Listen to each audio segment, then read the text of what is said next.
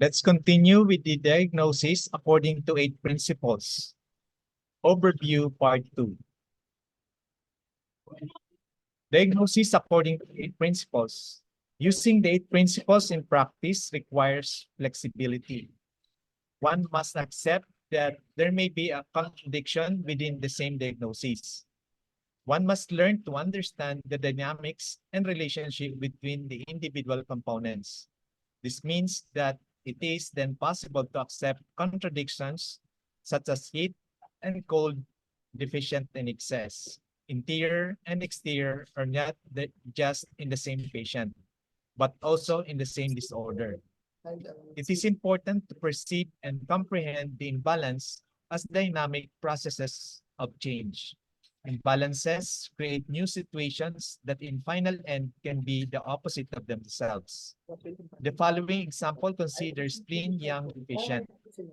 The spleen is in the interior, so this is an interior imbalances.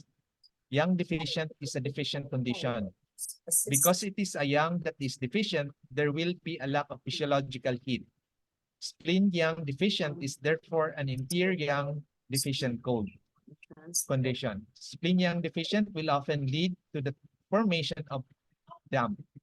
Dampness is a form of evil qi and is therefore something other and more than the body's sheng qi, so it is an excess condition.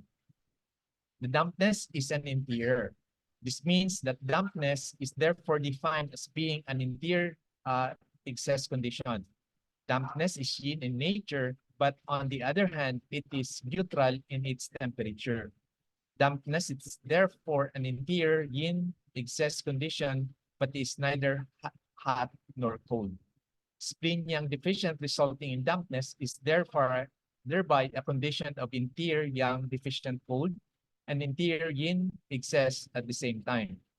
Patterns of imbalance are not static but are dynamic and mutable. It is a fundamental principle of the universe that yin and yang transform into each other. Therefore, one pattern can transform to another. Cold can transform to heat. Excess condition can injure the body and thereby create a deficient condition.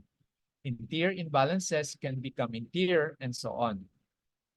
In the above example, the yang deficient condition easily arisen after an invasion of interior excess cold, and resulting dampness could lead to the creation of damp heat. Even though a diagnosis will usually comprise multiple components, for example, interior yin deficient heat or interior excess cold, it is important to understand the dynamics of each separate aspect of the 8 principles. For the sake of clarity, it is therefore necessary for the following sections to discuss its aspects separately. These individual aspects are, though, inextricably integrated with each other, and various combination of these 8 components will each have their own unique manifestations. There are, for example, significant differences not only in the symptoms and signs of cold and heat, but also in the symptoms and signs that manifest when there is deficient heat and excess heat, or when there is an interior heat and exterior heat, as differences between interior excess heat and exterior excess heat. Interior deficient heat and interior excess heat, and so on.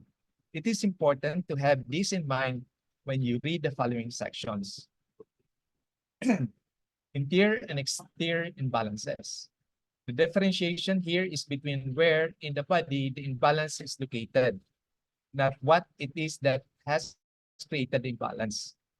The invasion of wind cold is an interior imbalance, not because it is exogenous evil qi that has created the imbalance, but because the imbalance is manifesting in the body's exterior aspect, more specifically in the wei qi aspect.